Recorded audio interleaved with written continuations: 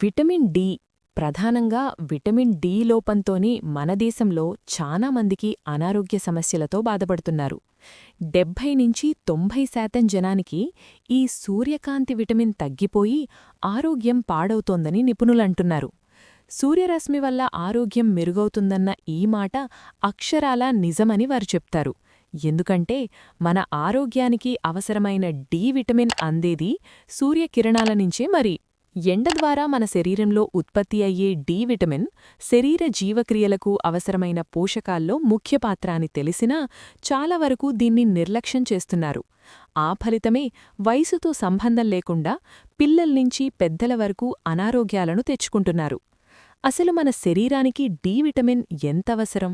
దీనివల్ల లాభాలేంటి? ఇది లేకపోతే జరిగే నష్టాలేంటి? ఎలా ఇది శరీరానికి అందుతుంది? ఏ ఆహారం తినాలి? శరీరానికి అన్ని రకాల పోషకాలు అందితేనే కదా ఆరోగ్యం. అందులో విటమిన్లు, ప్రోటీన్లు, మాంసకృత్తుల్లాంటివన్నీ ఉంటాయి. వాటిల్లో డి విటమిన్ పాత్ర అన్నింటికన్నా ముఖ్యమైంది. చర్మం పైన సూర్యరశ్మి పడటం వల్ల తయారయ్యే విటమిన్ డి కాలేయానికి, ఆ తర్వాత మూత్రపిండాలకి వెళ్లి చురుకైన హార్మోన్గా మారుతుంది. ఇది ఎముకల ఆరోగ్యానికి, వ్యాధి నిరోధక శక్తి పెరగడానికి ఎంతో అవసరం. ఇంకా కండరాలు, మెదడు కణాల పనితీరు దీనిపైనే ఆధారపడి ఉంటుంది. బీపీ నియంత్రణలో ఉపయోగపడుతూని ఇన్సులిన్ ఉత్పత్తి సరిగ్గా జరిగేలా చూస్తుంది. గుండె ఆరోగ్యానికి దోహదపడుతుంది. మూడ్ స్వింగ్స్, ఆందోళన లాంటి మానసిక సమస్యల్ని తగ్గించడానికి కూడా డి విటమిన్ కావాల్సిందే. కొన్ని రకాల క్యాన్సర్లను ఇది దరిచేరనివ్వదు. ఆహార పదార్థాల నుంచి కాల్షియం, ఫాస్ఫరస్లను శరీరం గ్రహించడానికి ఇదే కారణం. అలసట, నొప్పులు మొదలు గుండె జబ్బుల వరకు విటమిన్ లోపం రకరకాల అనారోగ్య సమస్యలకు దారితీస్తుంది. ప్రపంచవ్యాప్తంగానూ కొన్ని కోట్ల మంది విటమిన్ డి లోపం వల్లే ఎన్నో రోగాల బారిన పడుతున్నారంటే, పుట్టబోయే బిడ్డ దగ్గర్నుంచి పండు వృద్ధుల వరకు అందరికీ అత్యవసరమైంది డి విటమిన్.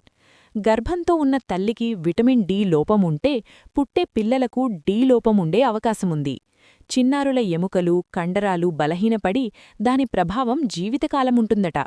పెద్దవాళ్లల్లో పేగు, జీర్ణ సంబంధిత వ్యాధులు వస్తాయి. ఎముకలు పెళుసుబారుతాయి. హార్మోన్ల అసమతుల్యం, డిప్రెషన్, మతిమరపు వ్యాధులు, బరువు పెరగడం ఇలా ఒకటా రెండా నెమ్మదిగా ఆరోగ్యం మొత్తం అతలాకుతలమవుతుంది. డి విటమిన్కు ప్రధానమైన సోర్స్ ఖచ్చితంగా సూర్యుడే. సూర్యరశ్మిలోని అతినీలలోహిత కిరణాలు చర్మంలోని కొలెస్ట్రాల్తో కలిస్తే డి విటమిన్ తయారవుతుంది. మరి మన దగ్గర ఎండ ఎక్కువగానే ఉంటుంది.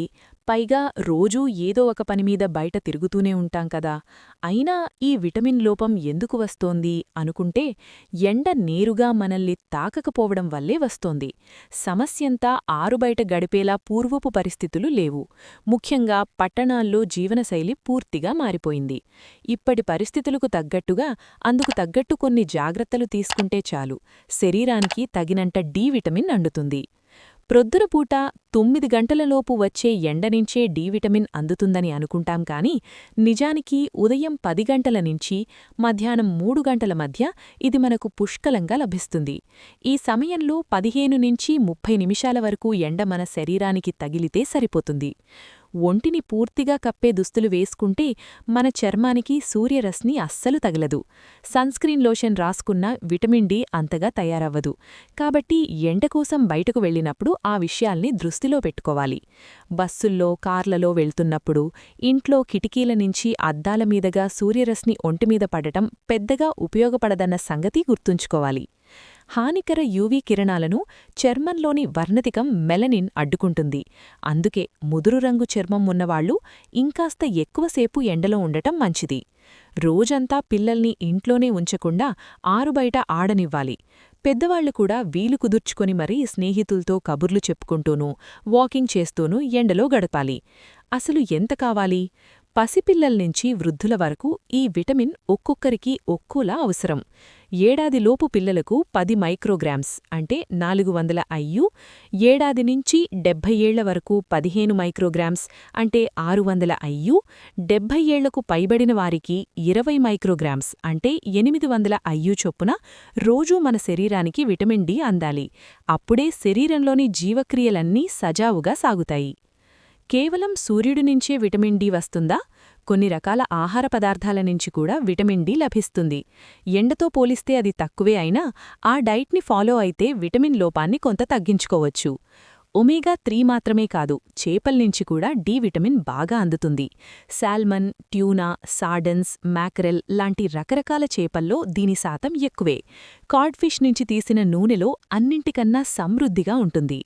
100 గ్రాముల ఈ నూనెలో 250 మైక్రోగ్రాముల వరకు ఉంటుందిది ఈ డి విటమిన్. పుట్టగొడుగుల ద్వారా కూడా విటమిన్ వస్తుంది. యూవీ కిరణాల్లో పెరిగిన పుట్టగొడుగులు, సన్ డ్రైడ్ మష్రూమ్స్లో ఇంకొంచెం ఎక్కువగా ఉంటుంది. గుడ్ల పచ్చసొన, పాలు పదార్థాల్లోనూ ఇది దొరుకుతుంది. ఈ మధ్య విటమిన్ డి చేర్చి రకరకాల పోర్టిఫైడ్ ఆహార పదార్థాలను తయారు చేస్తున్నారు. అలాంటి నూనె, ధాన్యాలు, సోయా, బాదం పాలు, ఆరెంజ్ జ్యూస్, బ్రెడ్లను తింటే శరీరానికి డి విటమిన్ లభిస్తుంది. వీరసం, నిద్ర పట్టకపోవడం, అలసట, ఒళ్ళు నొప్పులు ఇవన్నీ మామూలు అనారోగ్య సమస్యలే కదా అంటూ ఏమాత్రం అశ్రద్ధ చేయకుండా ప్రతి ఒక్కరూ 6 నెలలకోసారైనా డి విటమిన్ పరీక్షలు చేయించుకోవాలి. ఎందుకంటే డి విటమిన్ లోపమే ఎన్నో రోగాలకు మూలమవుతోంది. ఆ లోపం స్థాయిని బట్టి తగిన మోతాదులో వైద్యులు టాబ్లెట్లు, షాట్స్ లాంటి డి విటమిన్ సప్లిమెంట్లను సూచిస్తారు. కానీ ఉచితంగా సూర్యుడి నుంచి, సహజంగా ఆహారం నుంచి వచ్చే విటమిన్ మీద దృష్టి పెడితే మన ఆరోగ్యానికి తిరుగే ఉండదు.